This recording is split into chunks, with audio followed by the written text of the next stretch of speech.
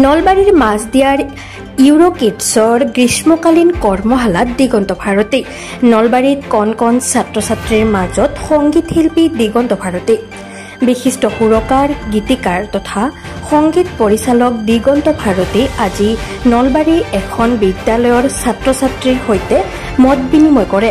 নলবাৰীৰ মাছদিয়া স্থিত আগশাৰীৰ শিক্ষানুষ্ঠান ইউৰো কিডছ মাছদিয়াৰ গ্ৰীষ্মকালীন কৰ্মশালাৰ আজি প্ৰথম দিনাৰ কাৰ্যসূচীত উপস্থিত থাকে বিশিষ্ট শিল্পী সংগীত শিল্পী দিগন্ত ভাৰতী।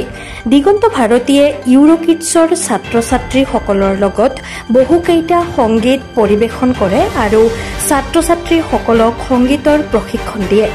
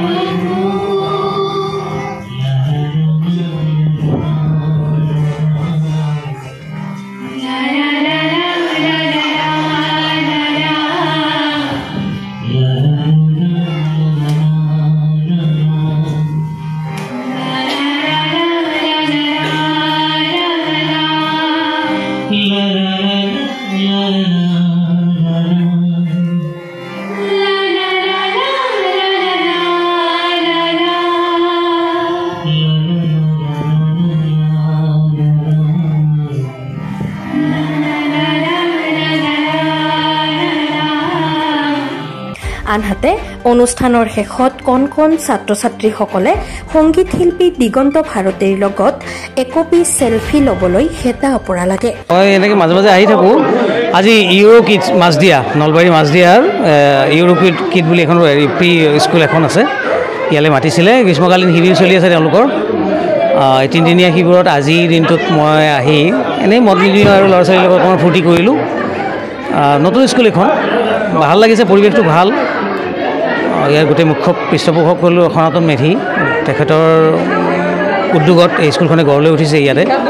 মই ভাবোঁ ভৱিষ্যতে ইয়াৰ পৰা ভাল ভাল ল'ৰা ছোৱালী ওলাব আৰু ভালকৈ শৈক্ষিক পৰিৱেশ এটা এনেও নলবাৰী শিক্ষাৰ হেৰি এটা আছেই, মানে প্ৰাণকেন্দ্ৰ।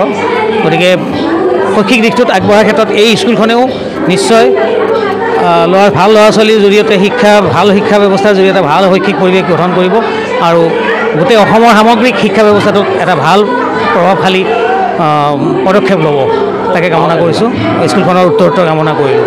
খুব ভাল লাগে, কাৰণ নিজক দেখা পোৱা যায়।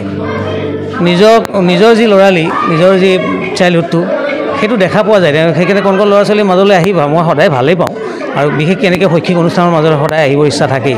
যদি বিশেষ অসুবিধা নহয় মই আহোঁৱেই, মই আমন্ত্ৰণ গ্ৰহণ কৰোঁৱেই। গতিকে মাছদিয়াৰ এখন ইউৰো কিডছ এখন সুন্দৰ কণ কণ ল'ৰা ছোৱালীৰ লগত এই সময়খিনি কটাই পেলাই মই নিজেও ফ্ৰেছ হৈ গ'লোঁ, সতেজ হৈ গ'লোঁ, মনটো সতেজ হৈ গ'লোঁ।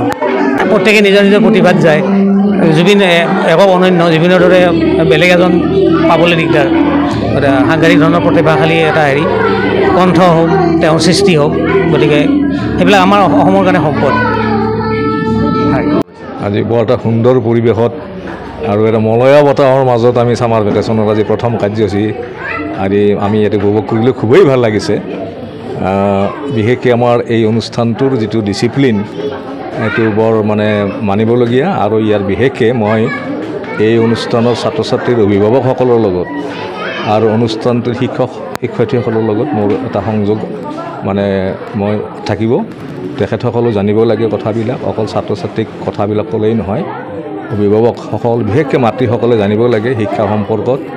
আৰু শিক্ষকসকলেও কিছু নতুন শিক্ষা পদ্ধতি বা কেনেকৈ ছাত্ৰ ছাত্ৰীৰ শৈক্ষিক সমস্যাবিলাক আমি সমাধান কৰিব পাৰোঁ আলোচনাৰ মাধ্যমেৰে, এইবিলাকৰ দিশৰ লগত মই নতুনকৈ জড়িত হৈছোঁ। মই খুবেই ভাল লাগিছে অনুষ্ঠানটোৰ প্ৰতি আৰু মই যিখিনি মোৰ অভিজ্ঞতা এইমতে চলি যাম। ঠিক আছে, ধন্যবাদ।